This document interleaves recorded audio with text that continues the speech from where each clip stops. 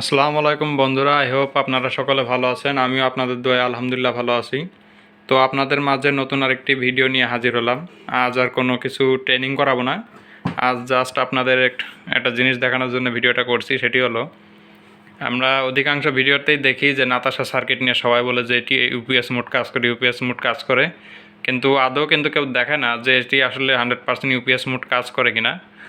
তো তারই ধারাবাহিকতায় ভাবলাম আপনাদের মাঝে ভিডিওটা শেয়ার করা উচিত। তো যাই হোক, বেশি কথা বাড়াবো না, চলুন দেখবো যে এটি আসলে কি 100% ইউপিএস মোড কাজ করে কিনা।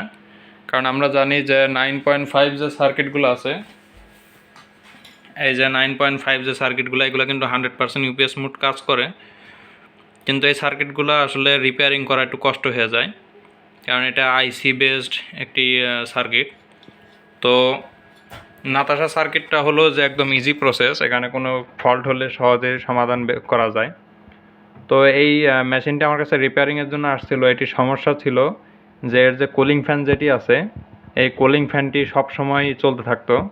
তো যার কারণে এই মেশিনটি যিনি কিনেছেন তিনি আমার কাছে মেশিনটি নিয়ে আসছেন। তো তার কথা মতে শুধুমাত্র যখন ব্যাটারি চার্জ হবে সেই সময় কুলিং ফ্যানটি চলতে হবে, এবং যখন কারেন্ট চলে যাবে ইনভার্টার মোড চলবে, শুধুমাত্র সেই সময় কুলিং ফ্যানটা চলবে, যাতে সব সময় ফ্যানটা না চলে।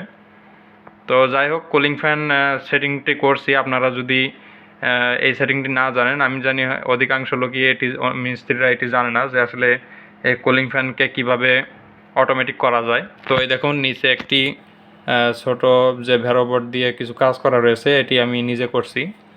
তো এর ভিডিওটি আমি অন্য কোনো একটি ভিডিওতে আপলোড করে দেব কীভাবে এই কুলিং ফ্যানটিকে কন্ট্রোল করা যায়।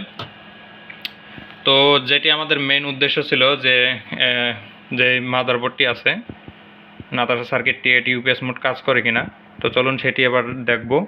তো দেখুন, প্রথমে এই যে ব্যাটারির দুইটা তার আমি ব্যাটারিতে লাগাই নিয়েছি, এবং যে এসি কর্ড যেটি আছে, দেখুন যে এসি কর্ডটা আছে এটি দেখুন মেন সাপ্লাই লাইন এখানে আমি ঢুকিয়ে রাখছি। আর আমাদের কম্পিউটারের যে দুইটা তার, এই যে মনিটরের একটা তার এবং সিপিইউর একটা তার, দুই কম্বাইন বোর্ডে ঢুকে রাখছি, এবং কম্বাইন বোর্ডের এই যে তারটা এই যে আমাদের যে আইপিএসের যে আউটপুট সকেট যেটি, সেখানে আমি ঢুকায় রাখছি। তো দেখুন, স্বাভাবিক অবস্থায় আমার ডিসপ্লেতে কোনো আলো নাই, কারণ আমার আইপিএস সুইচটি অফ আছে, মেন লাইনের সুইচটি অফ আছে, এবং ইনভার্টার সুইচটিও কিন্তু অফ আছে। তো প্রথমে আমি যে কারেন্টের লাইনটা আছে এটি আগে চালু করব। তো এই দেখুন, কারেন্টের লাইনটা চালু করছি। এখন কিন্তু আমার কুলিং ফ্যানটা অফ আছে। যখন চার্জিং ধরবে, দেখবেন সিএইচ লেখা থাকবে, তখন আমার কুলিং ফ্যানটা চলতে শুরু করবে।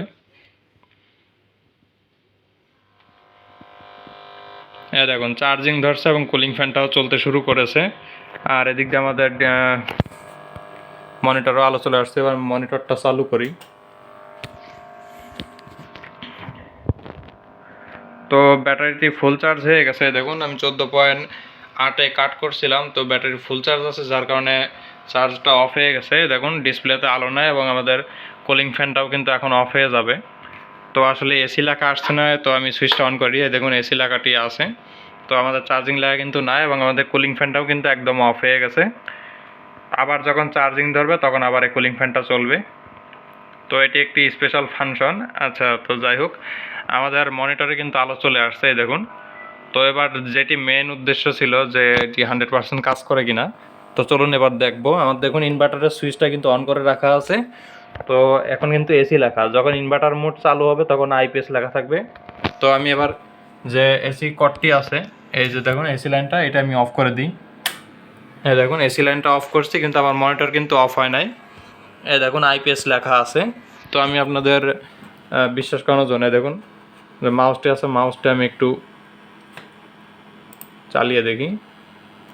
এই দেখুন, আমার কিন্তু একদম 100% ওয়ার্ক করতেছে। তো আমি আবার এসি লাইনটা ইন করব। তো তার আগে দেখুন, এই যেখানে কিন্তু আইপিএস লেখা আছে। তো এবার আমি সুইচটা অন করলাম। এরকম সুইচটা অন করার সাথে সাথে আমার এসি লেখা চলে আসছে। আবার যখন চার্জিং ধরবে তখন কুলিং ফ্যান চলবে।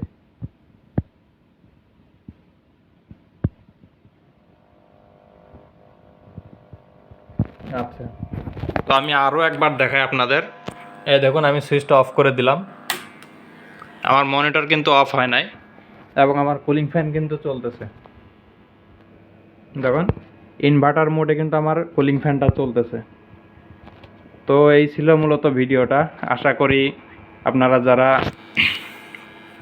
নাতাশা সার্কিট নিয়ে চিন্তিত থাকেন যেটি ইউপিএস মোড কাজ করে কিনা, তো তাদের জন্য আশা করি ভিডিওটা অনেক উপকৃত হবে। তো যদি ভালো হাতে ভালো শক্তপোক্ত ট্রান্সফরমার তৈরি করা যায় এবং যে ওয়ারিংগুলো আছে ভিতরের এগুলো যদি সুন্দরভাবে করা যায়, তাহলে কিন্তু এই সার্কিটটি দিয়ে খুব সুন্দরভাবে আপনারা টিভিও চালাতে পারবেন, কম্পিউটারও চালাতে পারবেন, আর ফ্যান লাইট সেগুলো তো আছেই। তবে এটি যেহেতু স্কোয়ার ওয়েভ আইপিএস, তাই এটি দিয়ে টিভি বা কম্পিউটার মনিটর এগুলো না চালানোই ভালো। তো তারপরেও এগুলো দিয়ে চালানো যায়, কারণ আমি দীর্ঘদিন যাবৎ ইউজ করতেছি, তেমন কোনো সমস্যা হয় না। আর আপনাদের একটা কথা বলে রাখি যে আমরা যে ইউপিএসগুলো কিনি এগুলো কিন্তু কোনো সময় সাইন ওয়েভ হয় না, এগুলা স্কোয়ার ওয়েভও হয় না, এগুলো হয় মূলত স্কোয়ার ওয়েভ এবং সাইন ওয়েভের মাঝামাঝি, এটাকে মডিফাইড সাইন ওয়েভ বলে। তো ওটাও কিন্তু স্কোয়ার ওয়েভের মতোই কাজ করে। তো যাই হোক, আর কথা বাড়াচ্ছি না। কীভাবে নাতাশা দিয়ে আইপিএস তৈরি করতে হয় সেটি কিন্তু ভিডিও এই দেখুন লিঙ্কে দিয়ে রাখছি, এবং ট্রান্সফরমার কীভাবে তৈরি করতে হয় এটিও দিয়ে রাখছি।